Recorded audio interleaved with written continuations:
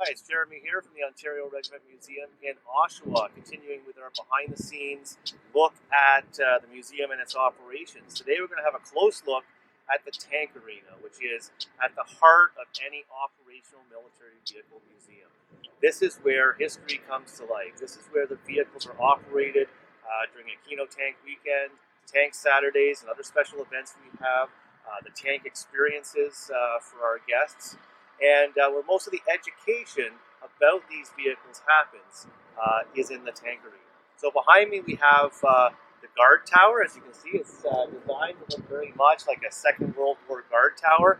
And that's really the heart of the command and control of the entire tank arena. So the narrator would stand up there. We've had myself and some other special narrators, including Nicholas Moran from World of Tanks during a Keno Tank weekend.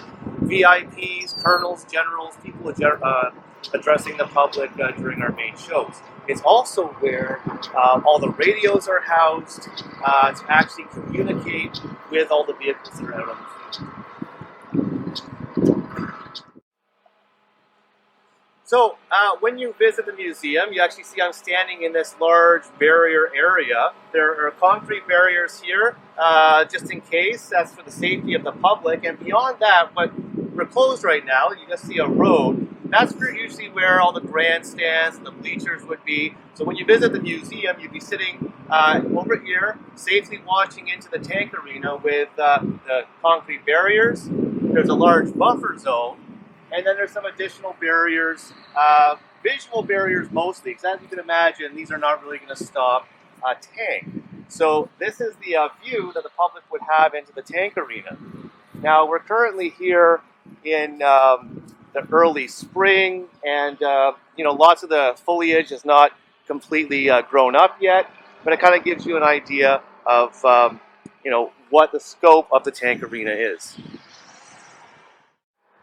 So now we're inside the tank arena, and we're standing actually on one of the features. You can't just have a field for a tank arena. You have to have different features, both for training of the crews and also for the public education, so they can see the capabilities of the vehicles. So right now we're on a very large berm that the vehicles can climb up onto.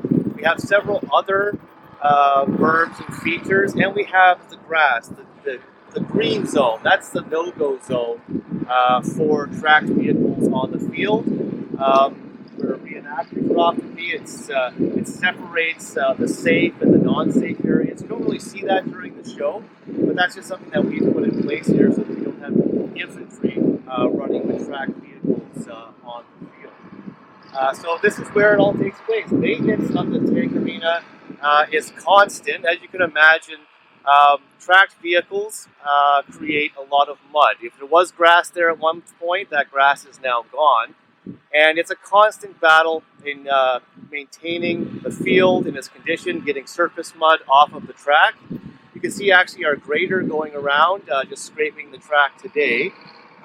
Even though we are closed, we are preparing for the 2020 tank season, and hope that we'll be able to have you guys here to see the tank arena, to see some of these vehicles in live action right here at the Ontario Regiment Museum. As any tanker or heavy equipment operator knows, with tracked vehicles, they're either creating a lot of mud or they're kicking up a lot of dust. So both to protect the vehicles and try to keep the vehicles clean, and also to maintain the tank arena, these are some of the things that we use. One of them is actually wood chips. You'll notice, you might not be able to see it from the stands, but we actually have wood chips that are donated by a local company, and we grind that into the tank arena. Why wood chips? Well, the wood chips, in muddy conditions, they actually absorb some of the water, rainwater and otherwise, so that the conditions are less muddy. And believe it or not, in really dry conditions, they help keep the dust down.